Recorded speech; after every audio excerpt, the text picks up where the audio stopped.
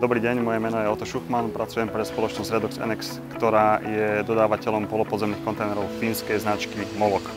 Dnešnou ukážkou sme chceli demonštrovať silu a kvalitu našich výrobkov, respektíve výrobkov spoločnosti Molok. Testovali sme zavesenie 2,5 tonovej dodávky na zberovom vreci.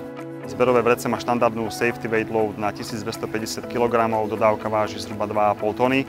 Z testov, ktoré vieme, sa tieto vrecia trhajú až pri nejakých 6 tonách, približne plus minus. Spoločnosť Molok je autorom myšlienky zberu komunálneho odpadu v polopodzemných kontajneroch a za svoju 30-ročnú existenciu predali viac než 160 000 kusov týchto kontajnerov po celom svete a pôsobia viac než v 48 krajinách.